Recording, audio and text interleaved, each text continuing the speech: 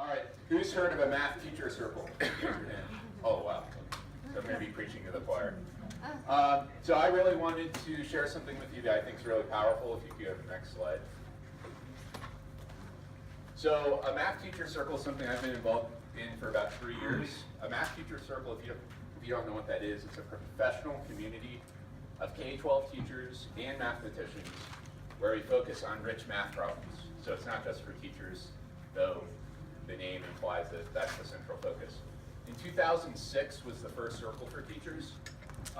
They've existed for students since the 30s, but teachers said, look, I'm taking students to these really cool opportunities. Why can't we have them? So in 2006 in California, the first one occurred. The circle usually meets 6 to 8 times per year. We meet for about 2 hours each meeting, so it's not a big commitment. Next slide. So why would you join one? The math practices are really embodied in the work that we do. It's a great bridge between K-12 and higher ed, since you have mathematicians together with math teachers. It allows you to really take on the role of student, which is why we love morning math, and you can enrich your problem solving. Math's awesome. It's accessible to all. We've had pre-K teachers all through, PhD mathematicians, and you get to network with lots of other cool teachers and asking them about that experience. Next. So if you want to get involved, this is a great website. If you click on Find a Circle, you can see all these little blobs, and then you can do a deeper dive into your state. I did this exact presentation last year, and there were about 60 circles. There's now 115, so it's since doubled across a year's time. The goal is 300 by 2019. So if you're thinking of starting one, which is what Troy is looking at, next slide. If you click Start a Circle, you can get $2,000 to start your own, which might sound like a lot, but once you do food and pay some really smart people to present for their time, that's not that much. But I really encourage you, if you're interested in this, let's talk. You can start your own if one doesn't exist in your area. Next slide, please. We started one about 3 years ago, as I said. We've affected maybe over 100 participants.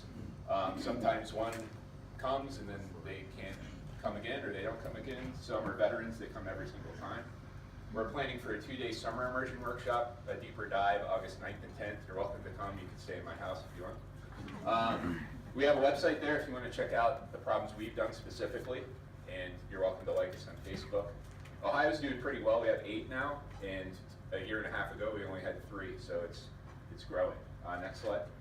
If you're interested in the problems we're doing, you can read these.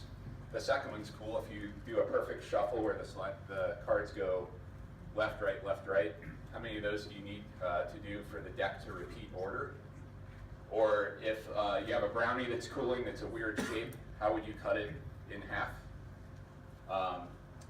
Or if you write 1 to 100 on the board and you do this process, how do you maximize or minimize the total? So they're very open-ended problems. Next slide. So I encourage you to make this real. I did this last year and it was really cool. We're going to use this to model rational numbers by tangling them. So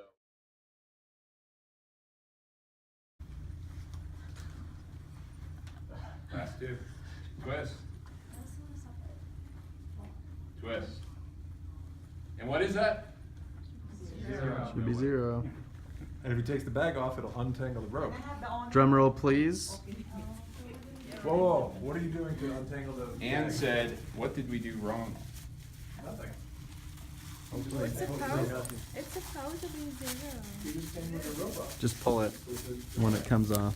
Oh, Oh man. Oh! pulled out of my hand. Hopefully you can. Hold tight.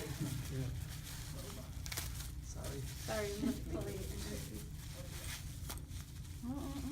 Yeah, you really got to hold on. Pull. Oh!